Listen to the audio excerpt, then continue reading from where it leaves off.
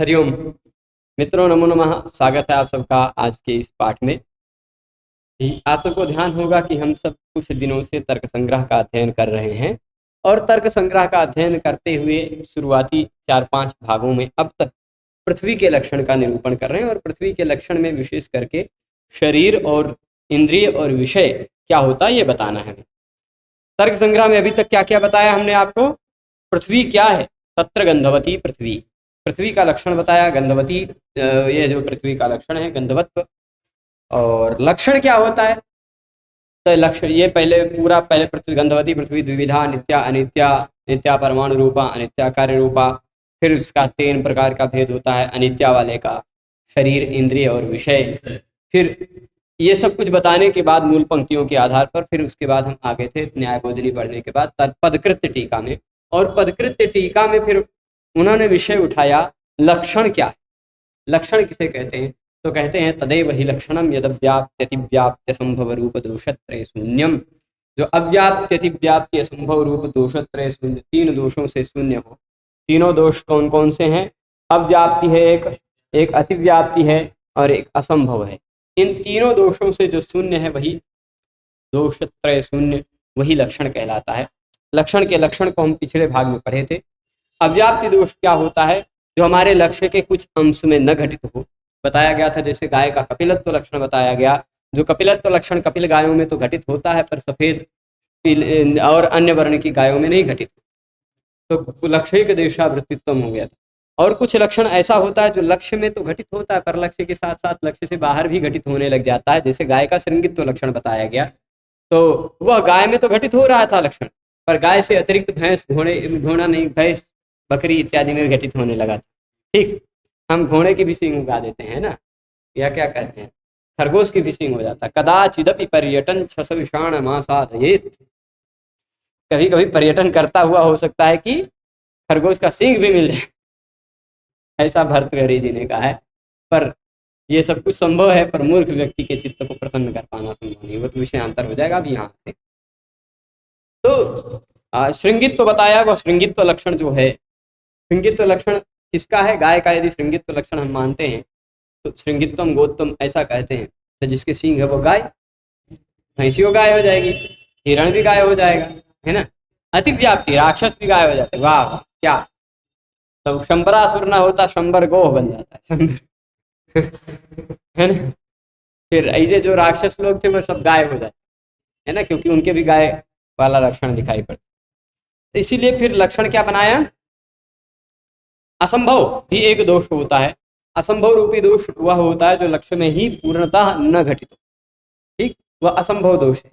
असंभव दोष का उदाहरण दिया था लक्ष्य, वो क्या है? लक्ष्य मात्रा वृत्तित्व, जो लक्ष्य में ही न घटित हो। जैसे उदाहरण क्या दिया था? एक शपत्वम गोत्तम, गाय का एक शप वाला होना गाय का लक्षण, यह असंभव दोष से ग्रस्त। ये तीनों को बताने के बाद अब नित्य क्या होता है? वह नित्य का बताया ध्वंस भिन्नत्वे सति ध्वंसात् प्रतियोगित्वम नित्यत्वम। जो ध्वंस से भिन्न हो पर ध्वंस का अप्रतियोगी हो वह नित्य है। यह कल हमने इसको समझाया था। और फिर ध्वंस भिन्न, ये क्या है? 1 मिनट, ये दूसरा वाला लक्षण बताया गया था ध्वंस, ये ध्वंसा प्रतियोगित्वम, ये वाला ध्वंस प्रतियोगित्वम, प्रागभाव प्रतियोगित्वम व अनित्यत्व। अनित्यता का लक्षण क्या है ये भी बता दिया था, है ना। अब इसके बाद विषय शुरू हुआ था शरीर, इंद्रिय और विषय। नित्य और अनित्य पूरा हो गया विषय, तो विषय शुरू क्या हुआ? वह अनित्य जो है वह 3 प्रकार का होता है, शरीर, इंद्रिय और विषय।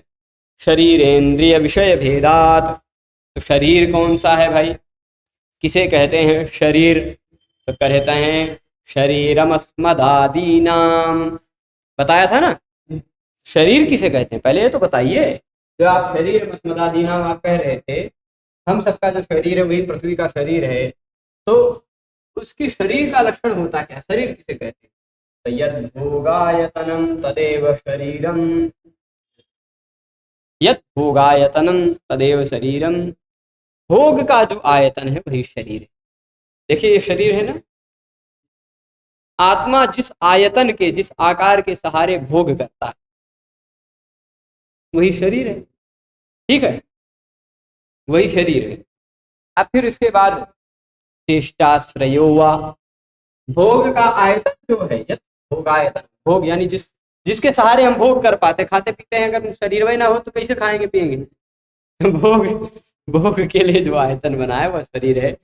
और चेष्टाश्रयो वा शरीरम, चेष्टाश्रयो वा शरीरम, ये कह रहे हैं कि शरीर चेष्टाओं का आश्रय भी होता है, तो जो चेष्टाओं का आश्रय है वह भी शरीर है, ऐसा माना जा सकता है। ठीक, चेष्टाश्रयो वा शरीरम, तो चेष्टा मतलब जैसे ऐसे में हो गया, पढ़ाया, हाथ पैर की हिलाया डुलाया, बोला, ये भी तो एक प्रकार की चेष्टा ही हुई। तो विभिन्न प्रकार की जो हम चेष्टाएं करते हैं, विभिन्न प्रकार की हम क्रियाओं को करते हैं, उनका आश्रय है ना, उनका आश्रय है शरीर। शरीर है तभी तो ये विभिन्न प्रकार की अलग अलग चेष्टाएं कर पा रहे हैं हम, तो चेष्टाओं का आश्रय भी शरीर है। शरीर का लक्षण बता दिया। अब इसके बाद इंद्रिय क्या है, इंद्रियम का क्या बताया था ऊपर में, इंद्रियम गंधग्राहकम घ्राणम नासाग्रवर्ती, यही तो पृथ्वी के लक्षण में बताया गया था। तो कह रहे हैं चक्षुरादावति व्याप्ति वारणाय गंधग्राहकम, इंद्रिय की विशेषता क्या दी थी, गंधग्राहक इंद्रिय। इंद्रिय कौन सा है पृथ्वी का, गंधग्राहक इंद्रिय है। तो अब खाली इंद्रिय सामान्यता कह देते तो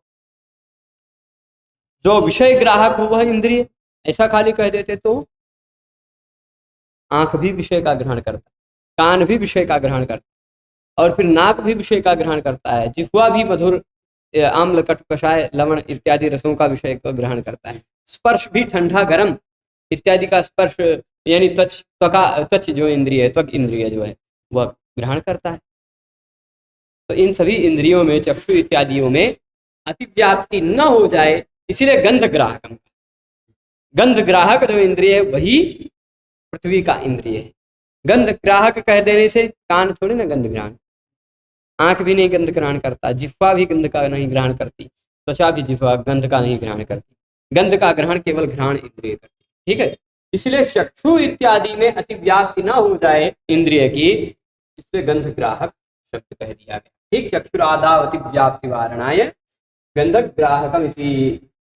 अच्छा, इसके बाद आगे क्या कहा, कालादावति अति प्रसक्ति, अतिव्याप्ति को ही अति प्रसक्ति भी कहते, कालादावति प्रसक्ति वारणाय इंद्रियम इति।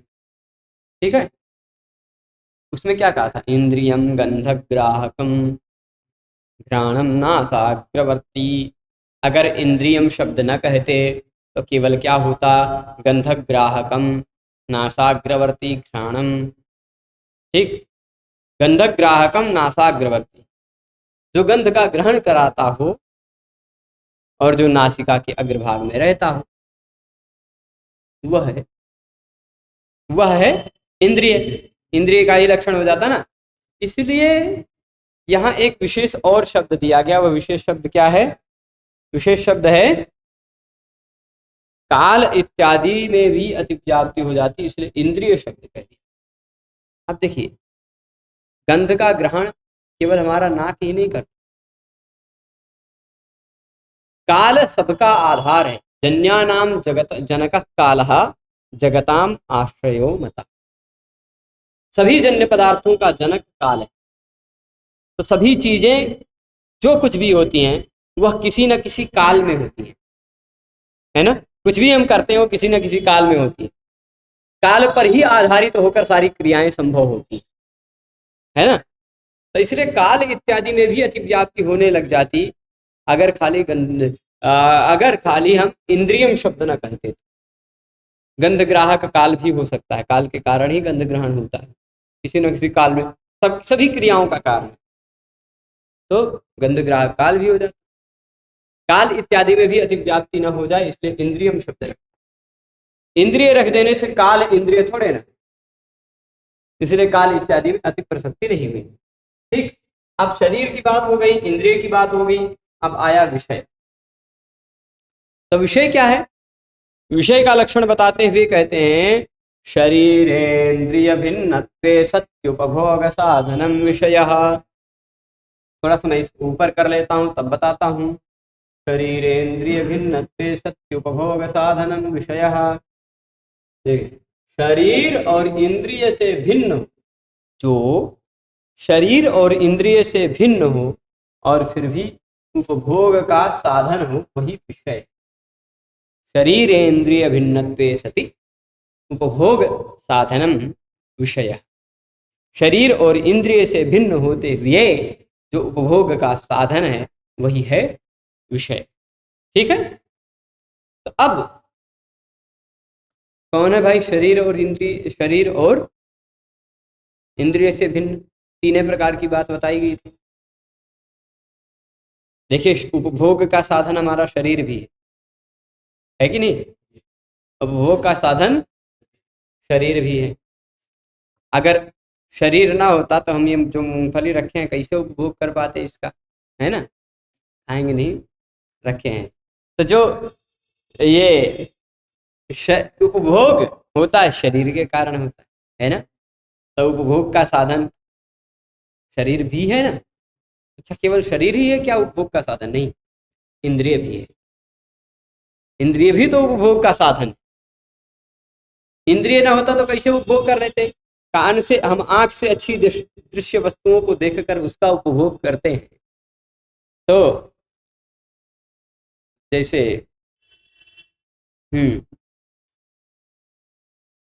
उपभोग करते हैं, कान से शब्दों को सुनकर उसका उपभोग करते हैं, जिह्वा से गंध का उपभोग करते हैं, जिह्वा से रस का उपभोग करते हैं, सुगंध का उपभोग। तो इंद्रिय भी उपभोग का साधन है ना? इसीलिए शरीर इंद्रिय भिन्नत्वे सति, जो शरीर और इंद्रिय से भिन्न हो, शरीर और इंद्रिय से भिन्न होता हुआ भी जो उपभोग का साधन है वही है विषय। देखिए, उपभोग होता है, उपभोग होता है, केवल शरीर के कारण नहीं होता। उपभोग हो रहा है तो शरीर का रहना भी आवश्यक है, इंद्रिय का रहना भी आवश्यक है। पर शरीर है आपकी, इंद्रिय है, किस वस्तु का उपभोग कर लेंगे आप? ये विषय ही नहीं रहेगी, मूंगफली नहीं रहेगी तो किसका उपभोग करेंगे आप? किसका उपभोग करेंगे?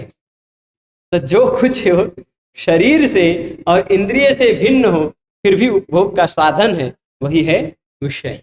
ठीक है, तो शरीर इंद्रिय भिन्नत्वे सति, शरीर और इंद्र से भिन्न, शरीर और इंद्रिय से, इंद्र से नहीं तो फिर आप कहेंगे वृत्रासुर, इंद्र से भिन्न।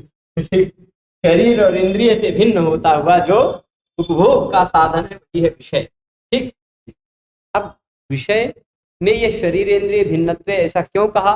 तो कह रहे शरीरादावति व्याप्ति निराशाय।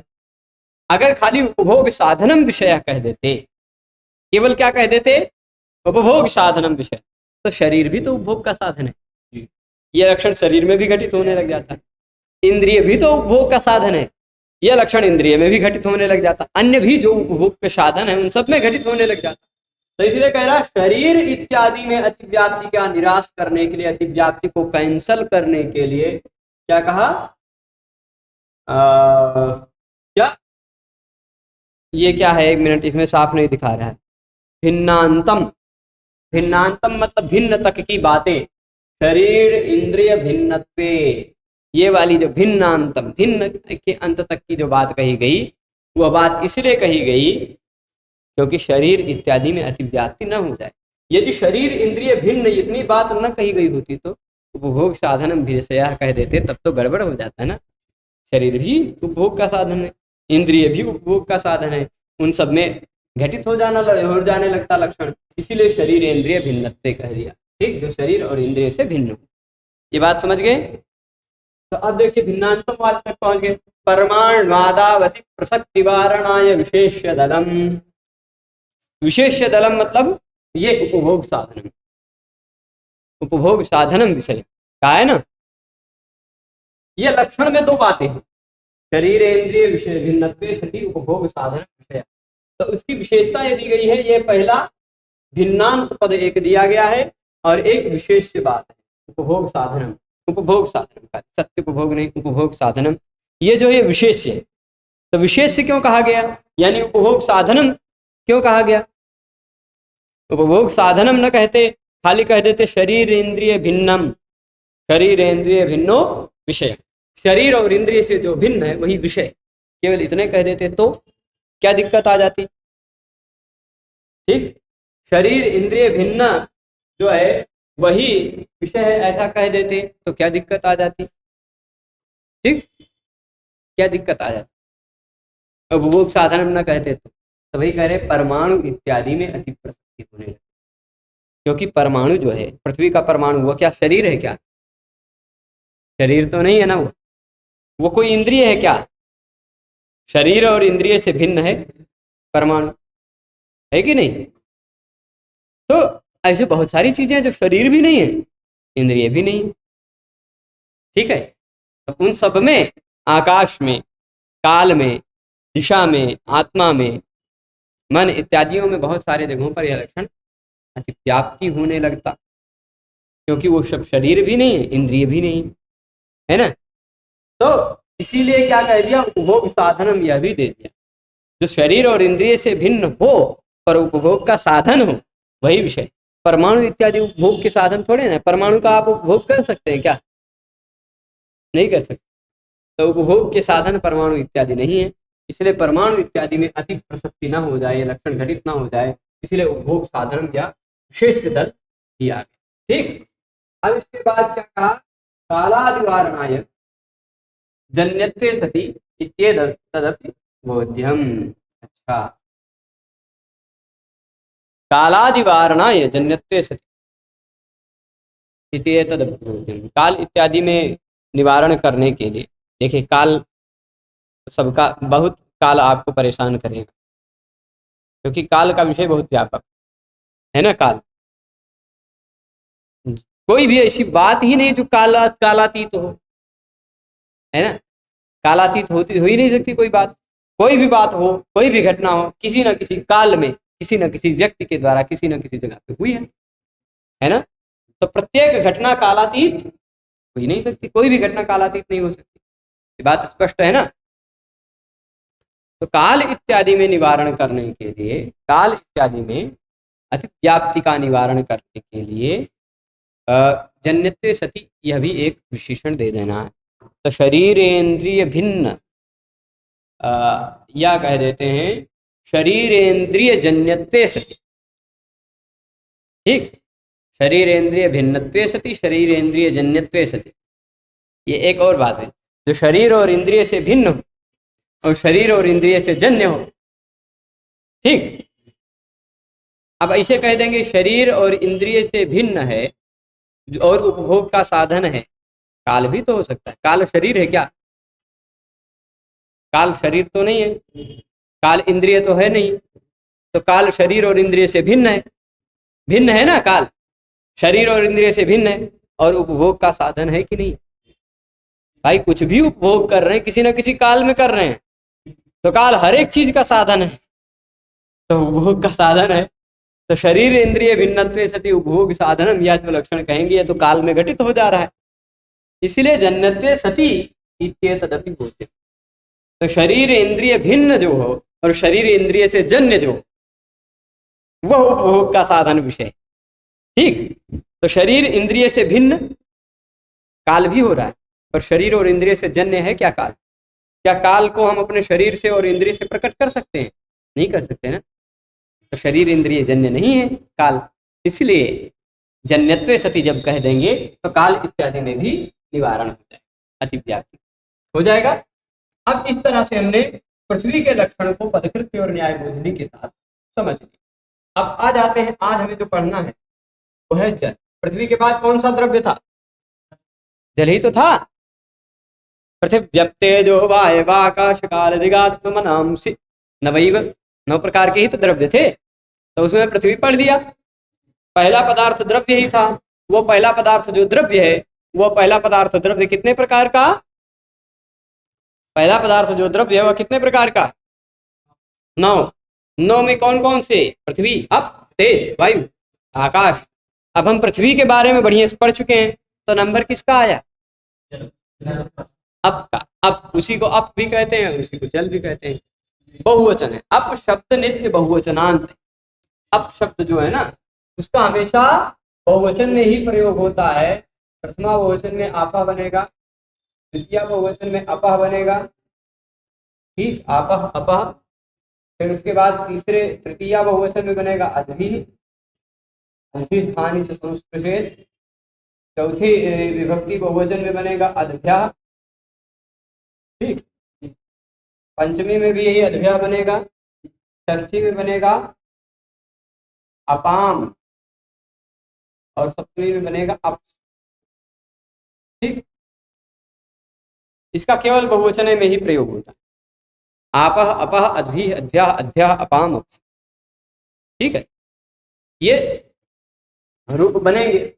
अब ये देख लीजिए, आपा लिखा है, नहीं प्रथमा बहुवचन वाला, ठीक। आपा क्या है? प्रथमा बहुवचन है। क्या है? प्रथमा बहुवचन है ना आपा।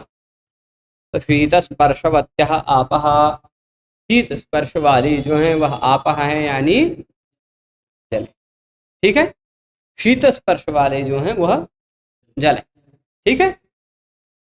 अब इसके बाद बहुवचन, इसीलिए शीत स्पर्शवत्य में भी बोलते हैं। आप कहेंगे शीत स्पर्शवत्य आप बोल रहे हो गुरुजी, हमें तो शीत स्पर्शवत्य दिखाई पड़ रहा है, विसर्ग तो नहीं दिखाई पड़ रहा है। यहाँ विसर्ग था, मतलब विसर्ग नहीं था। शीत स्पर्शवती धन जस, शीत स्पर्शवती धन अस, शीत स्पर्शवती अस जोड़ेंगे तो शीत स्पर्शवत्यस, शीत स्पर्शवत्यस बन जाएगा ना। अब इसके बाद जो स है उसको रू करेंगे, शीत स्पर्शवत्यरु, रू का र बचेगा, शीत स्पर्शवत्यर।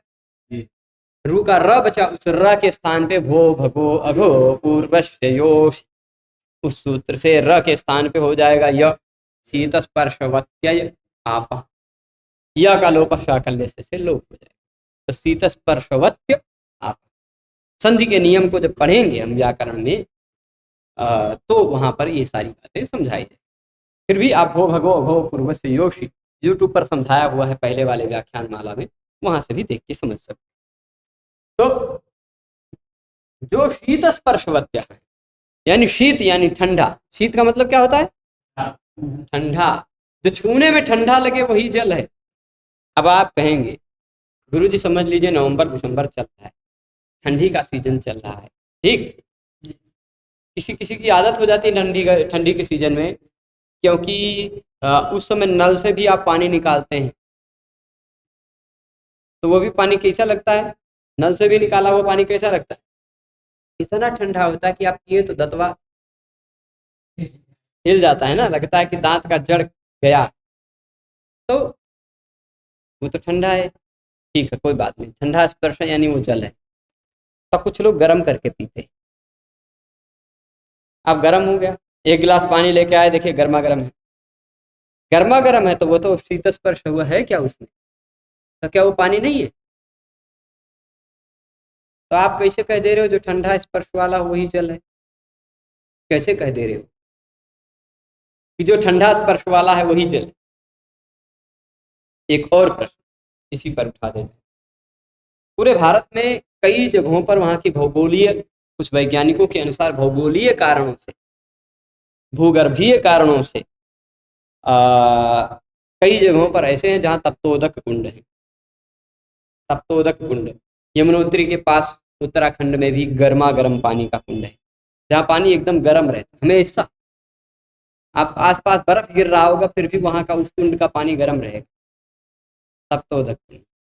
लोग उसमें थोड़ी देर पोटली में चावल बांधते हैं और उसी में लटका देते हैं, उसी तप्तोदक कुंड में। थोड़ी देर बाद वो भात पक के तैयार हो जाता है, ठीक।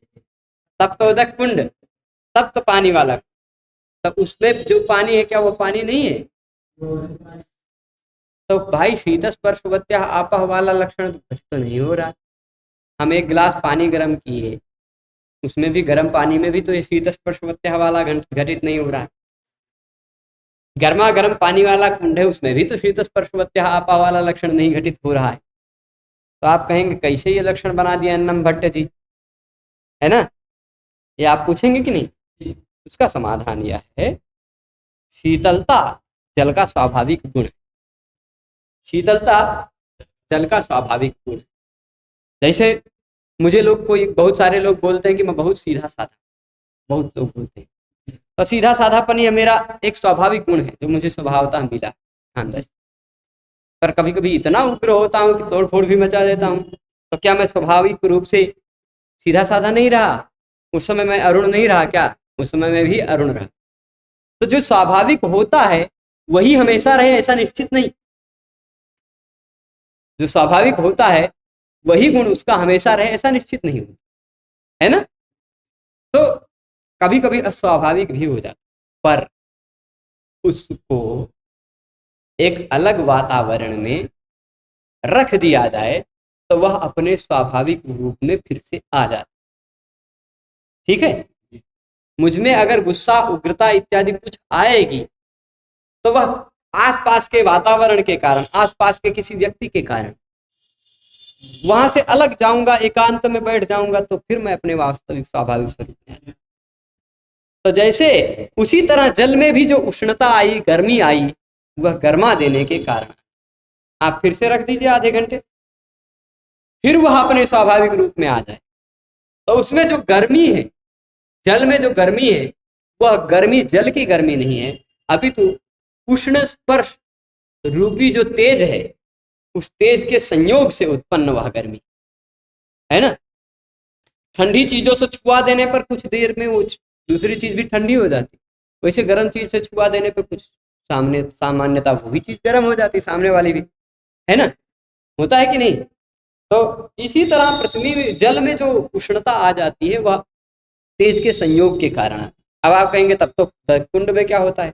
वहां के भूमि की भौगोलिक बनावट ऐसी हो, या वहां के भूगर्भ में ऐसा कोई ज्वालामुखी या कोई तत्व ऐसा होता है जो वहां के क्षेत्र के उस जल को तप्त करके रखता है।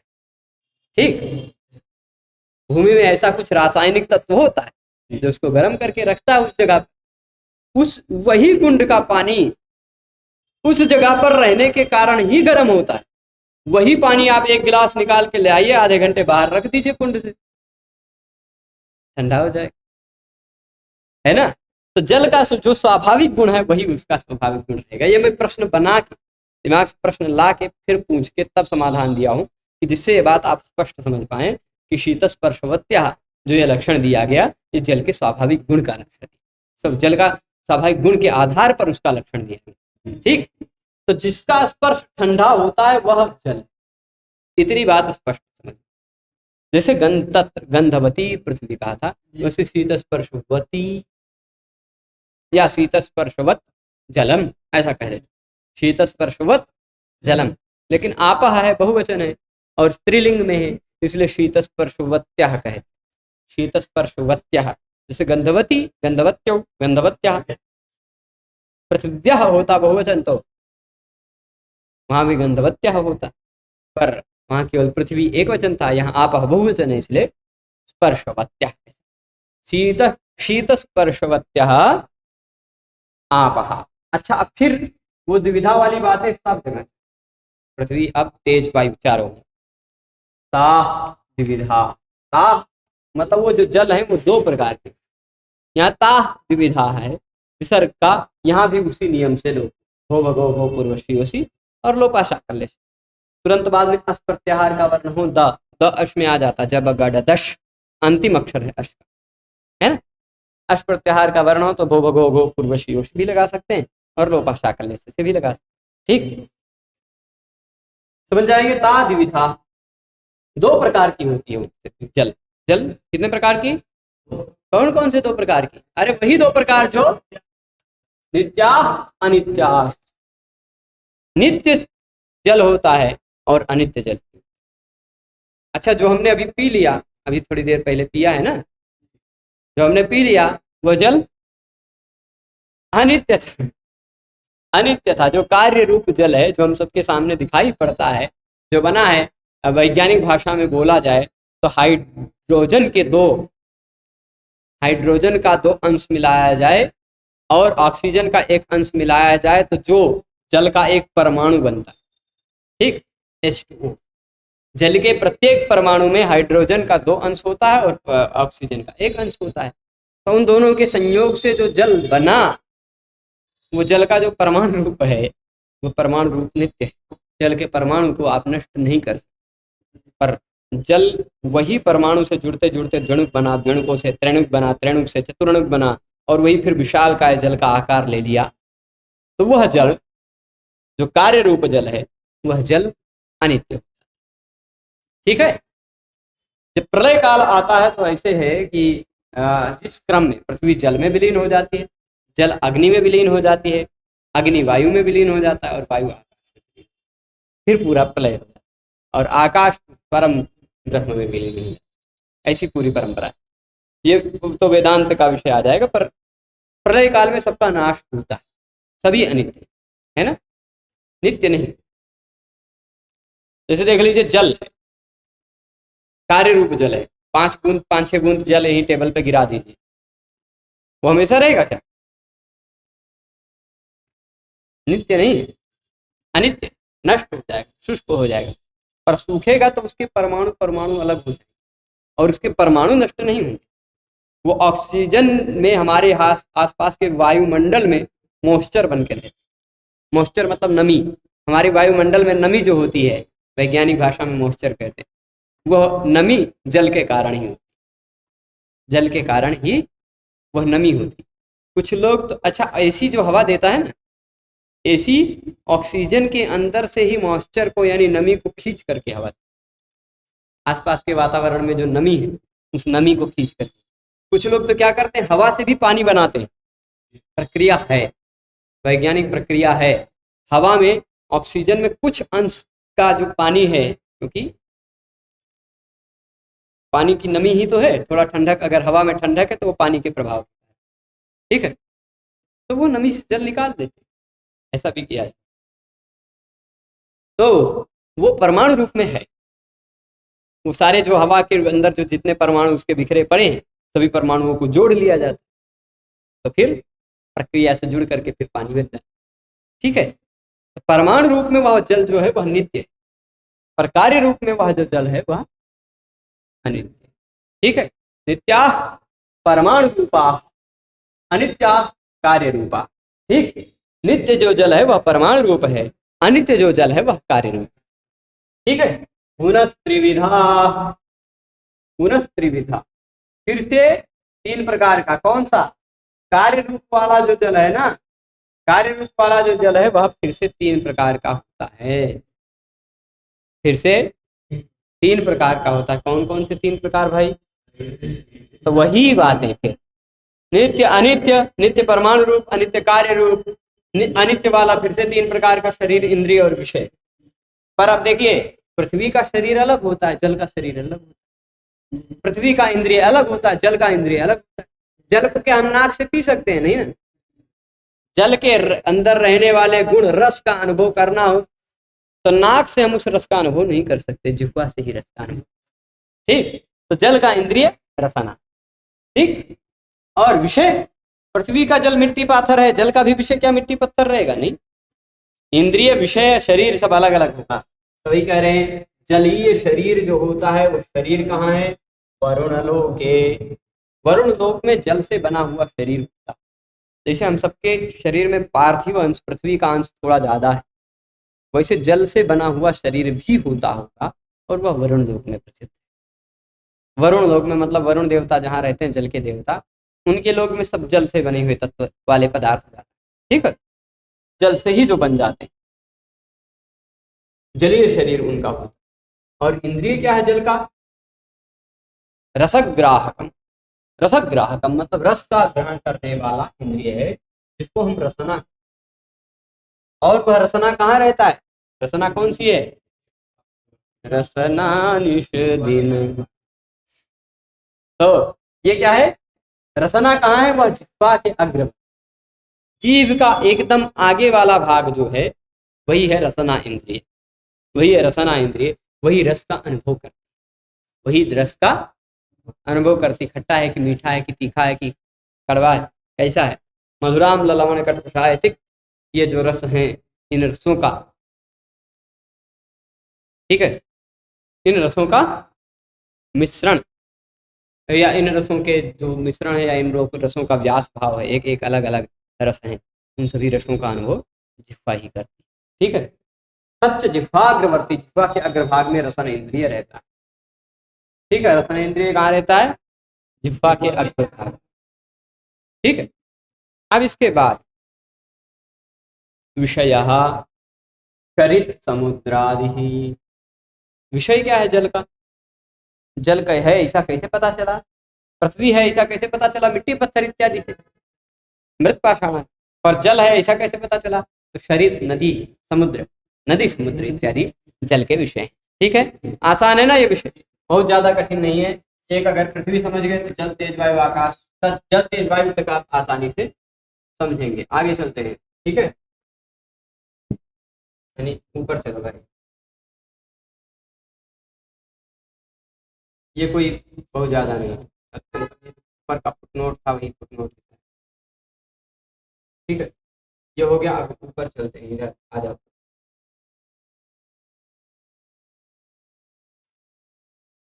पदकृत्य आ जाइए। पदकृत्य इसमें दिया न्याय बोधिनी नहीं दी गई इसकी टीका। ठीक, पदकृत्य जी तनी इधर आओ। ठीक, शीत स्पर्शवत्या आपा का पदकृत्य समझ लेते हैं थोड़ा सा। अब ठीक है ना। शीतेति, शीत स्पर्शवत्या में आपा में शीत शब्द क्यों कहा गया? स्पर्शवत्या क्यों कहा गया? है ना, वो सब क्यों कहा गया वही तो बताना। इसका लक्षण इसी का पदकृत्य का यही विशेषता है। पदकृत्य उस बताए हुए लक्षण में प्रत्येक शब्द का सार्थकता बता, प्रत्येक शब्द कौन सा शब्द किस लिए है उसकी सार्थकता पदकृत्य बताता। ठीक है, तो यह पदकृत्य क्या बता रहा है? तेजा, तेज आदाव, तेज आदाव अति व्याप्ति वार, तेजस आदव, तेज आदव बन जाएगा। तो तेज आदि में अति व्याप्ति के निवारण के लिए शीत।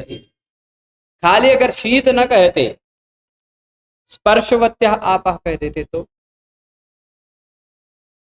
जल के लक्षण में क्या कहा? शीत स्पर्शवत्या, तीन बातें ना, शीत स्पर्शवत्या, है ना। तो खाली स्पर्शवत्या आपा कह देते तो क्या दिक्कत है?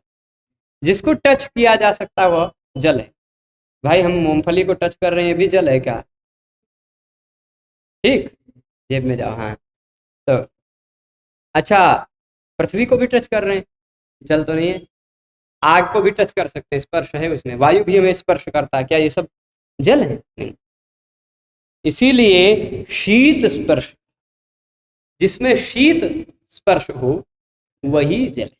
ठीक है, तो क्या कह रहे हैं? तेज इत्यादि में अति व्याप्ति के निवारण के लिए शीत शब्द रखा गया। यदि शीत शब्द न रखते, शीत शब्द न होता, स्पर्शवत्या आपा होता केवल, तो फिर तेज इत्यादि भी जल बनने लग जाते, है ना, क्योंकि वो सब भी स्पर्श वाले हैं, वो सब भी स्पर्श वाले हैं, है कि नहीं। तो केवल स्पर्शवत्व लक्षण अगर देते तो गड़बड़ हो जाती। इसीलिए आगे क्या कहा? आकांक्षा वारणाय स्पर्श इति। शीतवत्या आपा खाली कह देते, स्पर्श न कहते तो शीतवत्या आपा, स्पर्श न कहते तो क्या? आकांक्षा बनी रह जाती। ठंडा वाला जो है वो पानी है, ठंडा वाला है वो पानी, थोड़ी सी आकांक्षा बनी रहे। ठीक, इसलिए आकांक्षा का निवारण करने के लिए स्पर्श भी कह दिया। ठीक है, ये बात समझ गए। अब फिर इसके बाद कालादावती प्रसक्ति वारणाय, सब जगह काल तो आएगा। अब काल को काला मत समझ लीजिएगा, ठीक है। तो जी, जल है, पर वो जल तो नहीं है ना। वैसे तो कहेंगे तो पृथ्वी में भी जल है ना। पंचीकरण प्रक्रिया है, वेदांत का विषय है। देख, सभी पदार्थ, बाह्य पदार्थ जितने दिखाई पड़ते हैं, बुध, पृथ्वी, जल, तेज, वायु, आकाश, वो सब एक दूसरे से मिले जुले। पृथ्वी के बिना जल, जल के बिना पृथ्वी, पृथ्वी के बिना वायु, वायु के बिना पृथ्वी, इन सब का अस्तित्व ही नहीं। सब एक दूसरे से मिले। शुद्ध वायु की बात कर रहे हैं, शुद्ध जल की बात कर रहे हैं। शुद्ध जल वह है जो शीत स्पर्श वाला, वायु शीत स्पर्श वाला नहीं है। अभी बताया जाएगा जब हम स्पर्श, जब गुणों का निरूपण पढ़ेंगे तो स्पर्श पढ़ेंगे। रूप, रस, गंध, स्पर्श, संख्या, परिमाण इत्यादि बताया गया ना, तो वहां स्पर्श बताया जाएगा। स्पर्श तीन प्रकार का, शीत स्पर्श, उष्ण स्पर्श और अनुष्णाशीत स्पर्श। अनुष्णाशीत, अनुष्णाशीत स्पर्श का मतलब वह स्पर्श होता है जो न तो ठंडा हो न तो गर्म, न ठंडा न गर्म, ऐसा स्पर्श। जैसे पृथ्वी, पृथ्वी न ठंडा न गर्म, जैसे वायु न ठंडा न गर्म, ठीक, अनुष्णाशीत। अब ठंडी सीजन में ठंडी वायु हो जाती है और गर्मी सीजन में गर्म वायु हो जाता है, ऐसा कहते हैं। गर्मी में धूप में गर्म पृथ्वी हो जाती है और ठंडी सीजन में ठंडी पृथ्वी हो जाती है, ऐसा कहेंगे। ये हो सकता है आपको भ्रांति हो, पर यह जो होता है वह आसपास के वातावरण के संयोग के कारण होता है। पर पृथ्वी का वास्तविक स्पर्श जो है वह अनुष्णाशीत ही, वायु का जो वास्तविक स्वरूप है वह अनुष्णाशीत, ठीक है। तो चलिएगा अभी यहाँ देखते हैं, कालादावति प्रसक्ति वारणाय समवाय संबंधेन इति पदम देयम। ये बात, शीत स्पर्श वाला जो है, ठंडे स्पर्श वाला है, वह जल है, ऐसा कहा गया ना। अब देखिए, काल सब कुछ, काल में ही सब कुछ है। संसार में कोई ऐसी वस्तु नहीं है जो काल में नहीं हो। तो स्पर्श भी काल में है और ठंडा स्पर्श भी काल में है। हमने पानी को छुआ, ठंडा स्पर्श हुआ, तो किसी काल में ही तो हुआ। तो वह काल, वह समय ठंडे स्पर्श वाला समय। गर्मी शुरू हो जाएगी तो गर्म स्पर्श वाला काल आ जाएगा। तो काल स्पर्श वाला है, यानी काल को स्पर्श वाला कहा जा सकता है। शीत स्पर्शवान भी कहा जा सकता है, उष्ण स्पर्शवान भी कहा जा सकता है। पर काल में जो शीत स्पर्श है, काल में जो उष्ण स्पर्श है, वह किसी दूसरे संबंध से। और जल में जो शीत स्पर्श है, अग्नि में जो उष्ण स्पर्श है, वह किसी दूसरे संबंध से। जल के शीत स्पर्श का संबंध जल से समवाय संबंध है, ठीक। पर काल के शीत स्पर्श का संबंध कालिक संबंध है, कालिक संबंध कहते हैं, ठीक। काल का प्रत्येक वस्तुओं के साथ कालिक संबंध, ठीक है। तो काल में अगर शीत स्पर्श है तो वह कालिक संबंध से, काल में अगर उष्ण स्पर्श है तो वह कालिक संबंध से, समवाय संबंध से तो नहीं। समवाय संबंध वह संबंध होता जो नित्य संबंध। आपने पंक्ति पढ़ी होगी, नित्य संबंध समवाय, समवायस्तु एकैव में बताया था। नित्य संबंध संक्षेप में बोला था कि जो नित्य संबंध होता वह समवाय होता। तो ये खाली सुझाव दे रहे पदकृत्य व्याख्याकार कि काल इत्यादि में जो अतिव्याप्ति हो सकती है, उस अतिव्याप्ति के निवारण के लिए कालादावति प्रसक्ति वारणाय समवाय संबंधेन पदम देहि। समवाय संबंधेन ऐसा एक पद दे देना चाहिए।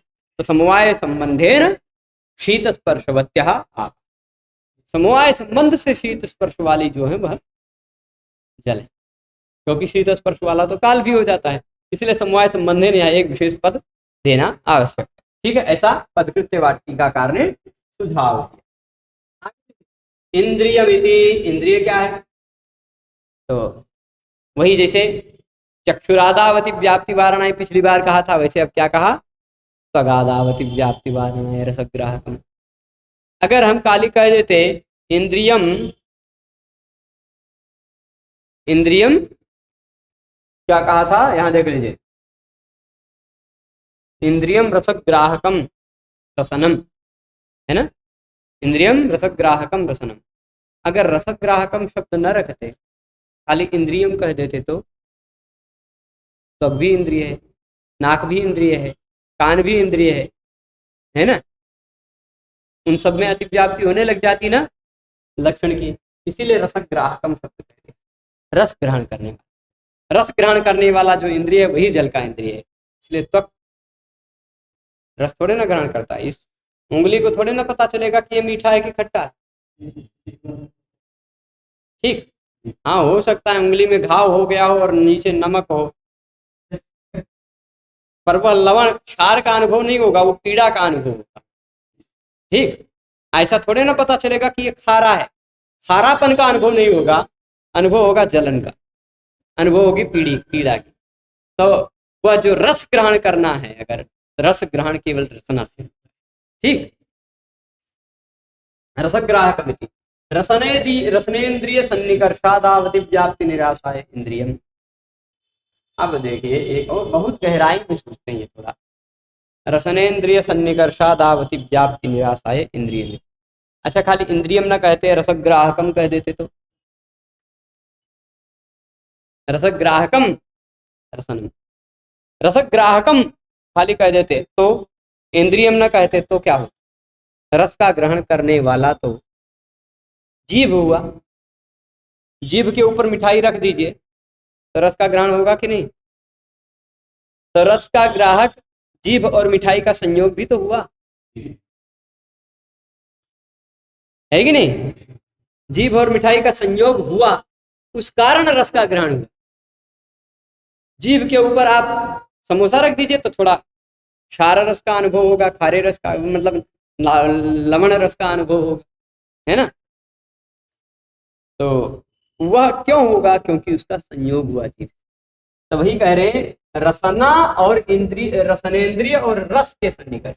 रसनेन्द्रिय मतलब जिह्वा, और जिह्वा के साथ जब रस का संबंध होता है, जिह्वा में जब रस का स्पर्श होता है, जिह्वा में जब रस की अनुभूति होती है, कुछ खाया तो जीभ ने रस लिया, है ना? कुछ पिया तो जीभ ने रस लिया।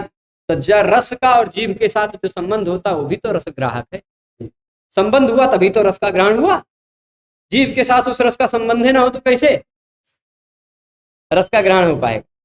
तो इसलिए रसना और इंद्रिय के जो सन्निकर्ष हुआ, रसनेन्द्रिय का और रस का जो सन्निकर्ष हुआ, रसनेन्द्रिय और रस का जो सन्निकर्ष हुआ, उसमें वह भी रसग्राहक, इसलिए उसमें अतिव्याप्ति ना हो जाए, इसलिए इंद्रिय। रसग्राहकम इंद्रियम भी कहा है ना, तो रसना और इंद्रिय का सन्निकर्ष वो इंद्रिय थोड़े ना, वो तो सन्निकर्ष है, वो तो संबंध है, ठीक है? इसलिए इंद्रियम इति कह दिया। अब फिर शरीर इति विषया शरीर समुद्रादि कहा था ना, तो विषय शरीर समुद्रादि, शरीर क्या है? आदिना तड़ाग हिम करकादि नाम संग्रह। ठीक, आदि शब्द से सरित समुद्रादि, सरित समुद्र इत्यादि कहा था ना, आदि शब्द से किसको आप ग्रहण करेंगे? आदि मतलब कौन कौन? तो इन ये तड़ाग हो गया, हिमकरक हो गया, बर्फ, सब है ना, तो ये सबका भी आदि शब्द से ग्रहण किया जाए। ठीक है, तो इस तरह से हमने जल के बारे में भी देख लिया, पृथ्वी हो गया, जल हो गया। इसके बाद तीसरा नंबर किसका है? कुछ पूछना है? काल वाला तो नहीं समझ में आया ना, कोई बात नहीं।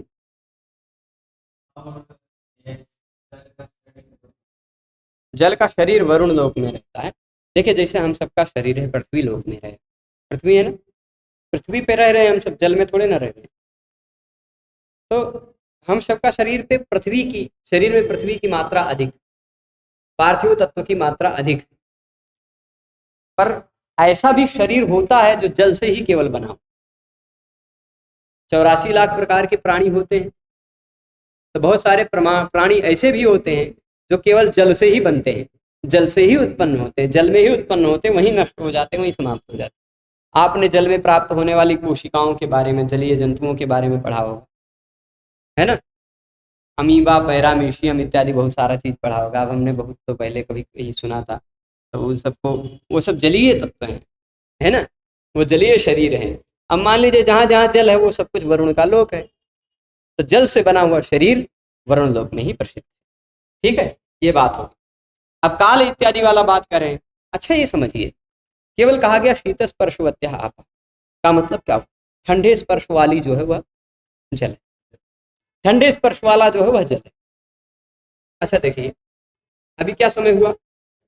समय हो गया मान लीजिए अभी 6:45 के आसपास, ठीक हो रहा है ना? आपने ऐसे पानी में छुआ तो आपको शीत स्पर्श हुआ कि नहीं? कितने बजे हुआ? 6:45 पे। किसी समय पे तो हुआ शीत स्पर्श, तो यह ऐसा कह सकते हैं, ये ठंडे स्पर्श वाला समय कह सकते हैं कि नहीं? ये गर्म स्पर्श वाला समय है। आप मान लीजिए आग छू लिए, खाना बना रहे थे, किसी तरह टच हो गया, तो वो गर्म स्पर्श वाला समय हो गया। समय में सब कुछ होता है, कोई भी ऐसी वस्तु नहीं जो समय में ना हो। हमारी सत्ता भी समय पर ही निर्भर करती है ना, तो इसलिए शीत स्पर्शवत समय भी है, समय भी में भी यह लक्षण घटित हो रहा है। पर शीत स्पर्श का संबंध समय के साथ अलग ढंग से है और जल के साथ अलग ढंग से है कि नहीं। शीत स्पर्श जल के साथ किसी दूसरे संबंध से रहता है, शीत स्पर्श मेरे साथ किसी और दूसरे संबंध से रहता है। जैसे अभी देख लीजिए, ऐसा कह दे ये मेरा मोबाइल है, ठीक, ये मेरा मोबाइल है, तो मैं मोबाइल वाला हूं कि नहीं, मैं मोबाइल वाला। और ऐसे कह दे टेबल पे रख दिया, अब यहाँ कई टेबल हैं, कह दे मोबाइल वाला टेबल, कई टेबल में मोबाइल वाला टेबल कह दिया जाएगा तो इसी टेबल का बोध होगा ना। तो मोबाइल वाला मैं भी हो गया, मोबाइल वाला टेबल भी हो गया। लेकिन मुझसे और मोबाइल का जो संबंध है, टेबल से मोबाइल का वही संबंध नहीं। टेबल से मोबाइल का संबंध आधार आधेय वाला होगा और मुझसे और मोबाइल का संबंध स्वस्वामी भाव वाला है कि नहीं। मैं उसी, वो मोबाइल मेरा है, उसका मैं स्वामी हूं, उसका मैं मालिक हूं, पर टेबल उसका थोड़े ना मालिक बन जाए। इसी तरह काल में भी भले शीत स्पर्श है और जल में भी शीत स्पर्श है, पर शीत स्पर्शवत्या आपह कह देने पर काल में भी वह लक्षण घटित हो जा रहा है। इसीलिए पदकृत्य व्याख्याकार कह दे रहे हैं कि समवाय संबंधिर एक ऐसा विशेषण भी दे दे, समवाय संबंध से जो जल शीत स्पर्श वाला है वह जल। तो काल समवाय संबंध से शीत स्पर्श वाला नहीं है, काल का किसी के साथ समवाय संबंध नहीं होता है, काल का सबके साथ कालिक संबंध, कालिक संबंध सभी के साथ, ठीक। तो समवाय संबंधेन शीत स्पर्शवत ऐसा कह दें जल का लक्षण, तो वह काल में घटित नहीं होगा।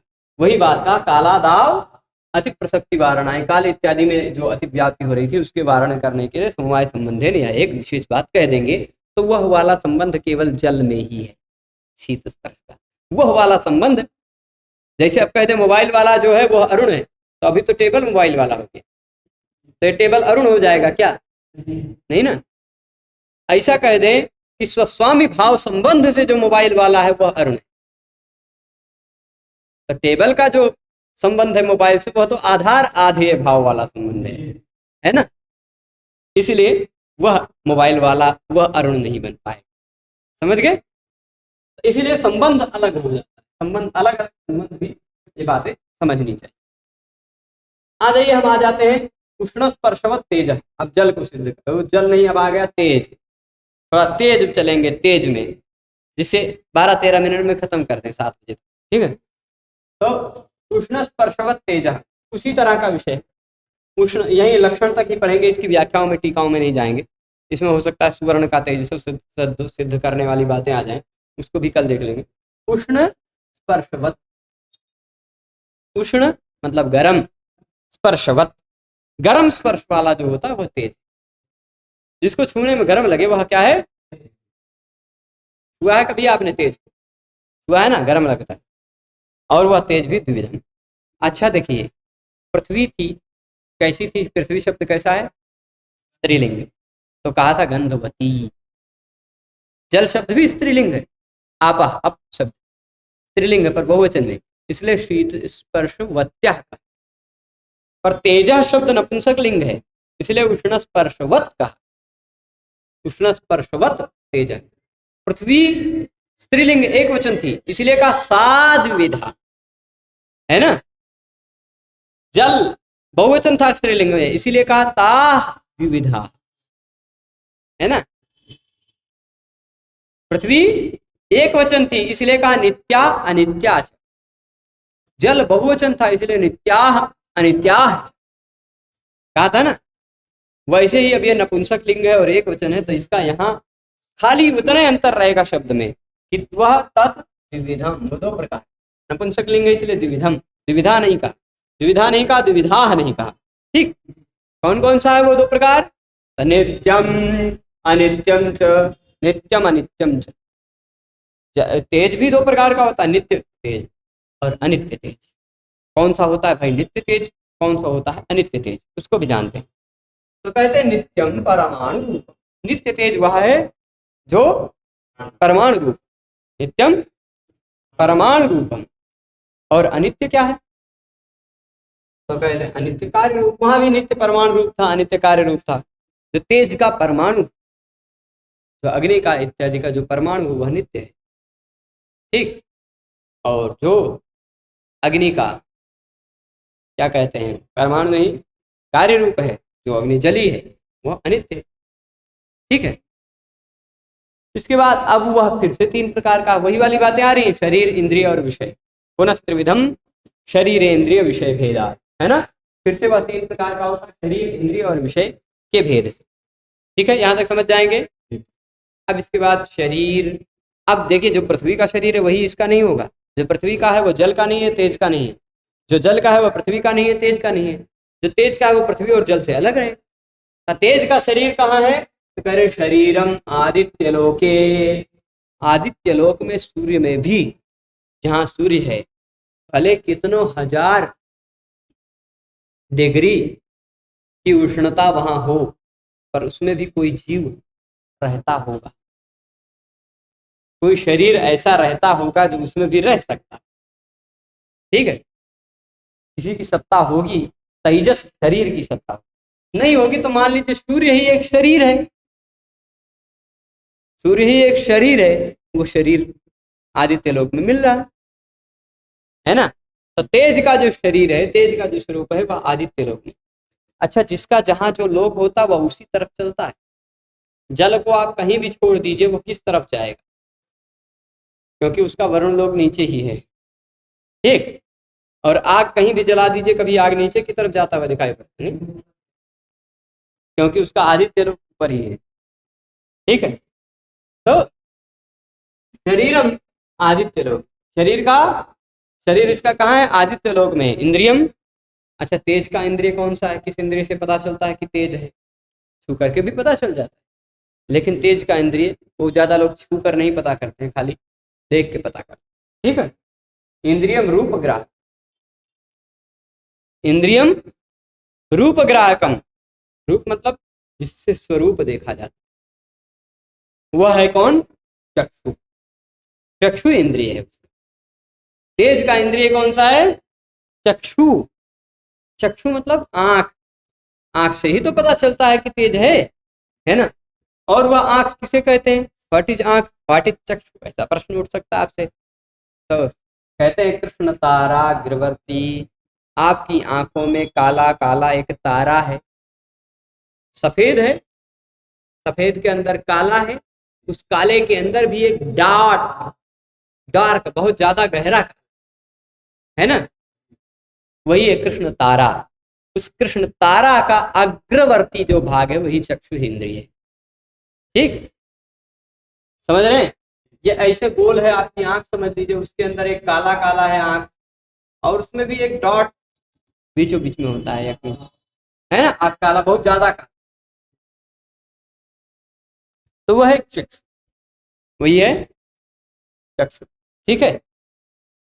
वही कृष्ण तारा का अग्रवर्ती भाग ही चक्षु है, ठीक है, चलेगा। चक्षु कृष्ण तारा, तच्च कृष्ण तारा अग्रवर्ती, वह कृष्ण तारा के अग्रभाग में। अब विषय, विषय इसका सबसे थोड़ा सा अलग है। पृथ्वी का विषय आपने देखा था मिट्टी पत्थर इत्यादि, जल का विषय देखा था आपने शरीर समुद्र इत्यादि। तेज का विषय क्या है, तेज का विषय चार प्रकार का, ठीक। तेज का विषय चार प्रकार का होता है, इसके नाम से समझिएगा। चार प्रकार का विशेष चतुर्विधा, वहां से ऊपर तक समझ गए हैं तो इसलिए मैं इसको ऊपर ले लिया।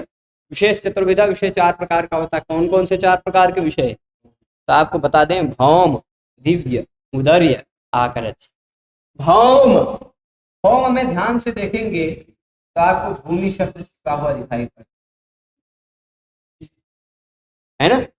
भूमि पर प्राप्त होने वाला जो तेज है वह भौम तेज है, ठीक।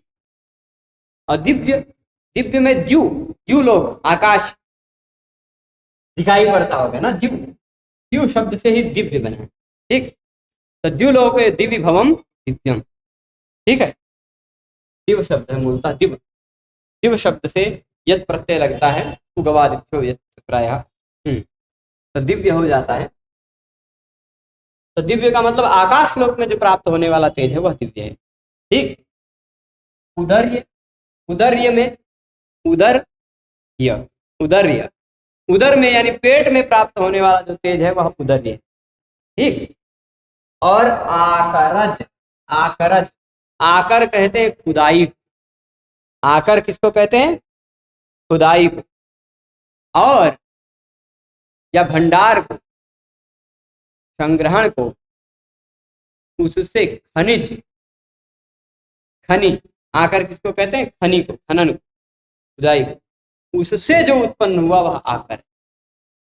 उससे उत्पन्न जो हुआ खनिज जो है, सोना चांदी इत्यादि, वह आकरज। ठीक है।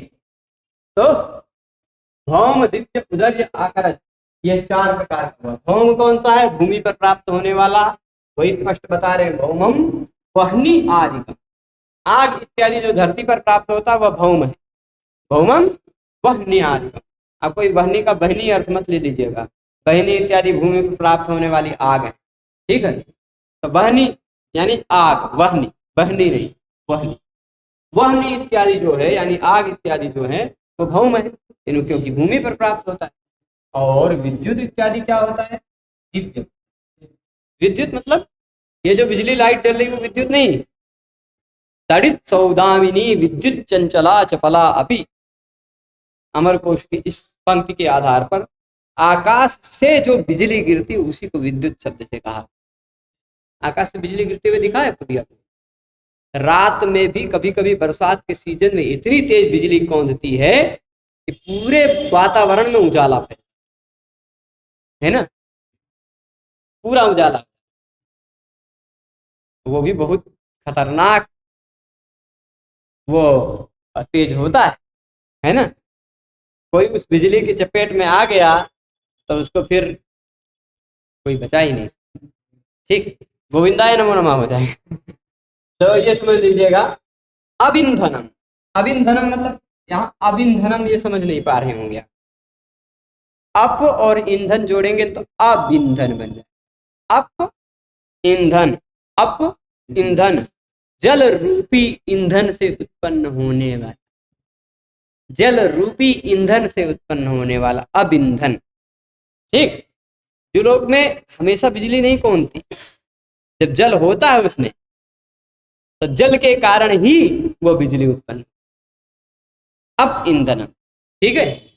अब यानी जल, जल को ईंधन बनाकर जो चमकने वाली बिजली है वह दिव्य बिजली है, वह विद्युत इत्यादि, विद्युत इत्यादि। ठीक, विद्युत आदि, दिव्य। आप भौम समझ गए हैं, दिव्य भी समझ गए, समझ गए ना।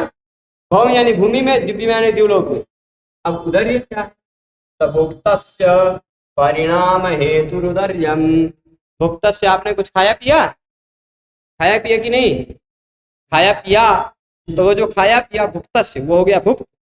उस भुक्त का परिणाम, खाए पिए का जो परिणाम पहुंचाना, परिणाम मतलब उसका रिजल्ट क्या? आपने खाया किस लिए? पचने के लिए, पच जाए, खत्म है ना। तो उस खाए हुए को उसके परिणाम तक पहुंचाने के का जो हेतु है वह है उदर।